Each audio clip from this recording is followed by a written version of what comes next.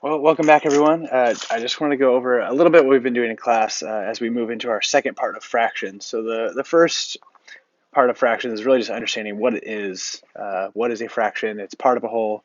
Uh, looking at models, number lines, parts of a group or set, things like that. But as we move deeper into fractions in third grade, we're looking at comparing fractions. So I kind of just brought up this graphic here just to show you some different strategies that, if you just Google comparing fractions, some of the first things that are going to come up. And so a few of those things that we're going to use the most in at least a third grade level is going to be this fractions with the same numerator, fractions with the same denominator, and then something that's really, really popular um, that a lot of people will use, and maybe a trick that you probably learned as you went through math, is this butterfly method, cross multiplying. Now, I'm not the biggest fan of cross multiplying, at least for the third grade setting, just because it doesn't really show you why it works, and so we'll get into that later. But I want to just kind of go over uh, these two, the same numerator, same denominator. So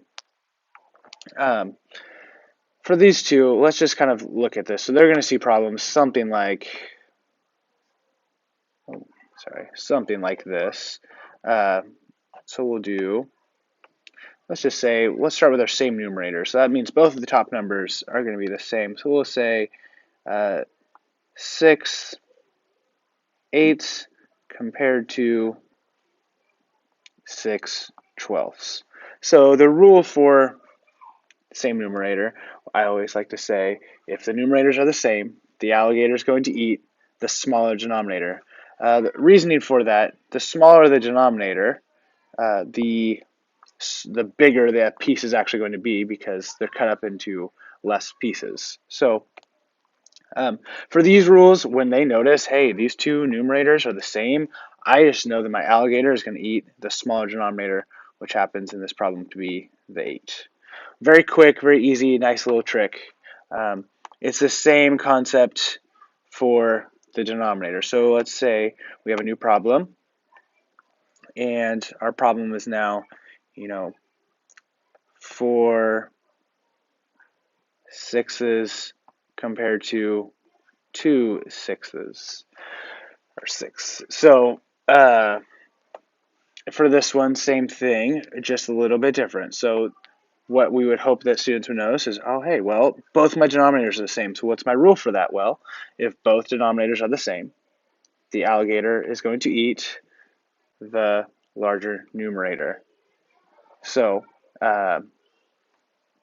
in this case, it would eat the larger numerator, which would be 4. Um, for third grade, honestly, that's going to be most of their comparing fractions. Every now and then they will get some problems where neither of them are the same, though. And so that's kind of what I want to go over today. Those rules, pretty simple and easy, but when they get into those, like, okay, well, what if I get a fraction that looks something like this, where it's 3/4 compared to 2/8? Well, neither of them are the same. So there's really two ways to go about this. Our encouragement in third grade is that we're drawing models because that really shows their understanding that they can visualize what these fractions are. Um, you and I probably learned something like what are the nickname of the butterfly method.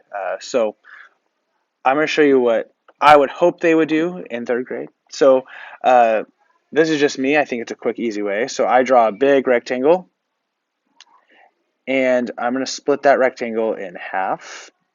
And so now this kind of creates two rectangles for me. So you could even label them, like the top one's going to be my 3/4, the bottom one's going to be my 2/8.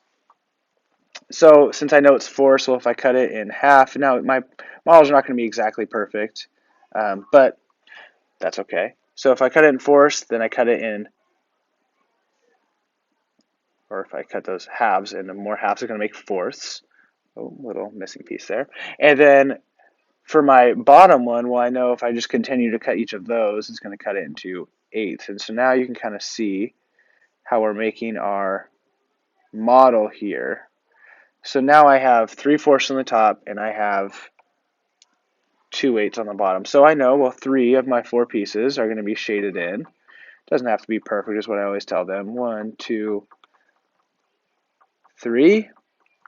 And then on the bottom, I can pick a new color or something. And I'm going to shade in just 2 of them. And so I like this strategy. And, it's maybe a little more lengthy, but they can actually visually see, oh, okay, just like using fraction tiles, 3/4 is definitely bigger. My alligator, whatever you want to call it, is going to eat 3/4. This one is greater than. So let's use that same problem, 3/4 and 2/8. And let's just kind of go over the butterfly method that we see so often. Um, I like using the models, especially in third grade, but as they get into fourth, fifth, sixth grade, maybe it's not worth our time. The butterfly method is really this. It's cross multiplying. So you would take your 3 and your 8, and those are going to multiply to equal 24. And, sorry, I think I did that backwards. And I did do that backwards. They need antennas. What am I doing? This is why. So you could even draw little antennas so you know where they go. And the other one, 2 times 4, is going to equal, well, 8. You could draw a little antenna if you want. It kind of looks like a butterfly. I don't know. That's just how I learned it. And so you can see, well, the 24 is much greater than the 8. And you're really just comparing these two numbers now. So my fraction that's greater is 3/4. Now, it's a quick little strategy. It works. I'm not going to say they can't use it. I think in third grade, we're really trying to build the foundation of understanding what a fraction is. So I'm going to try and stay away from this method. I've already had students ask me about it, so that's why I'm kind of going over it. But if you're seeing things like this from their classwork or anything like that, this is kind of the real goal, what we're trying to get at. If you have any questions, as always, please let me know. Hopefully this is helpful, and have a great rest of your day.